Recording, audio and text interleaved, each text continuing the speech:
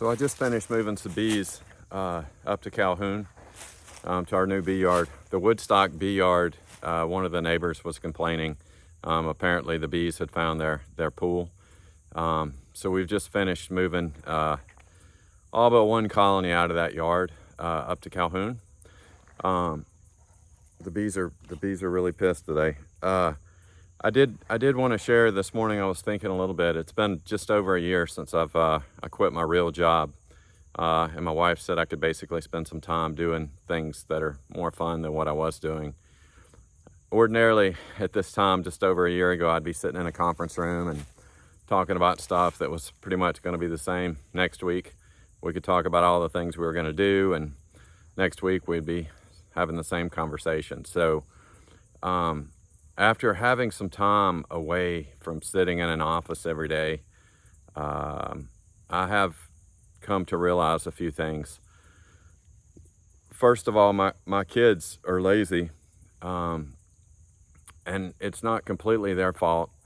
I think a lot of times when you're young, when you get out of college, or if you don't go to college, your main focus in life is really to make money, because somehow you justify in your mind that the best way that I can take care of my wife, or the best way that I can take care of my family, is to find a job where I can make more money, because money is going to solve that problem.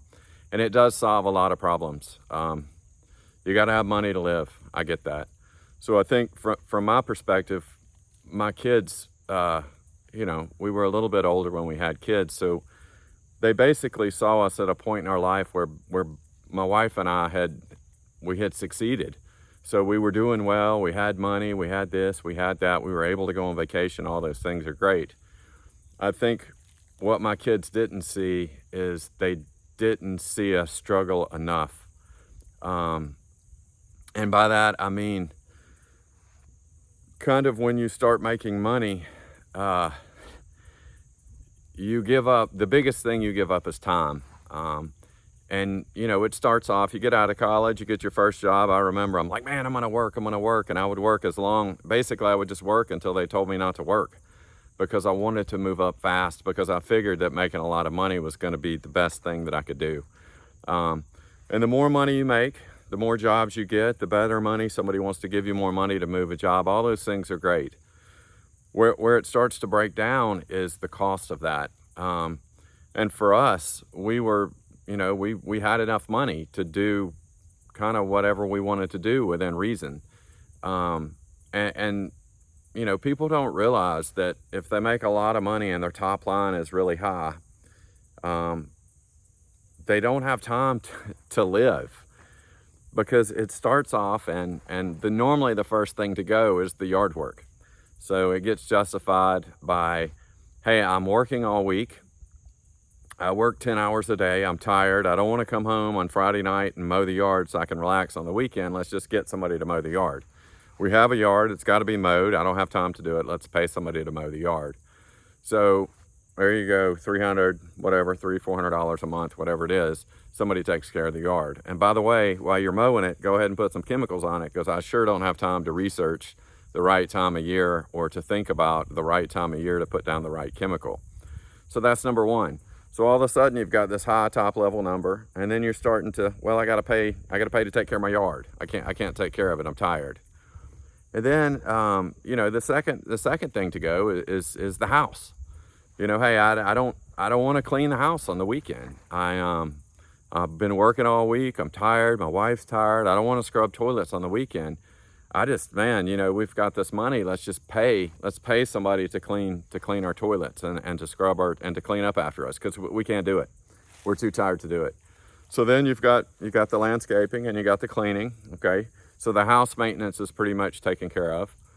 And then the next thing to go is food.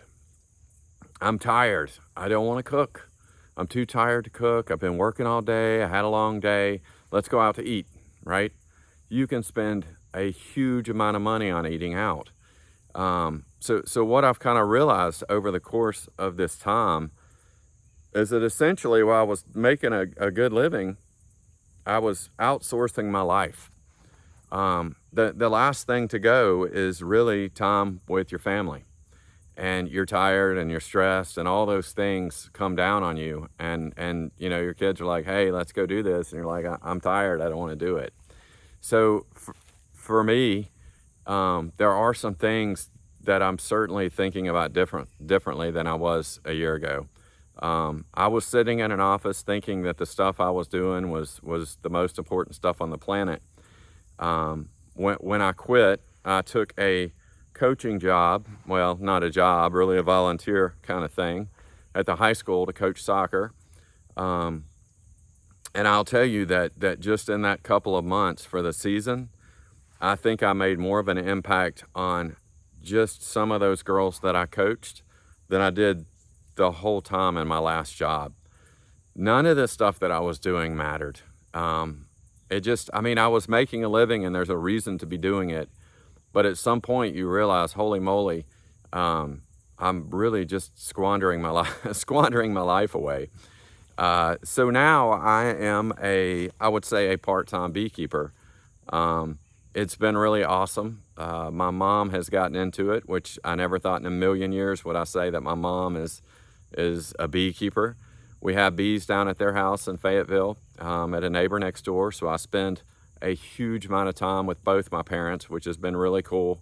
Honestly, because I was long overdue. That would be another one of those time things where you just kind of cut it out. So for me, all of this really started with one comment from my son. And that was him, first of all, asking me why I was so tired, because I'd gotten up at 2:30 in the morning thinking about all the things that I can't change.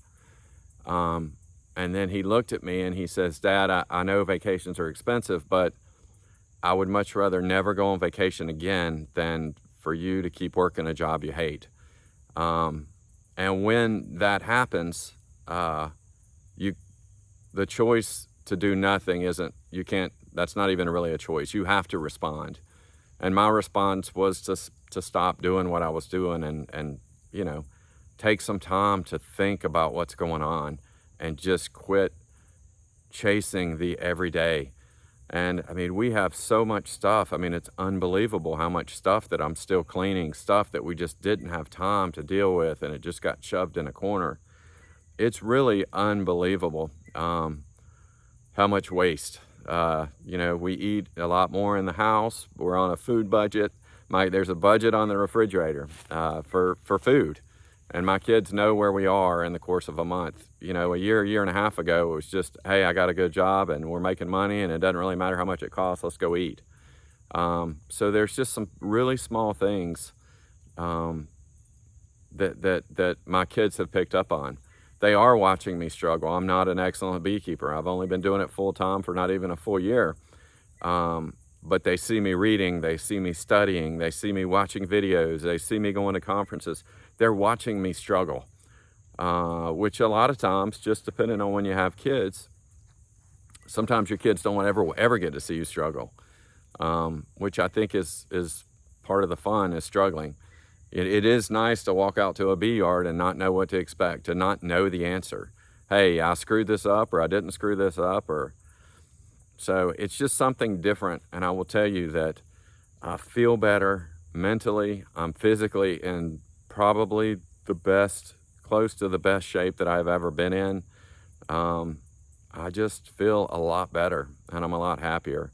So just my 2 cents. I'm technically not retired. I'm still working, but I do enjoy getting up in the morning and thinking about something different. Anyway, just a few thoughts.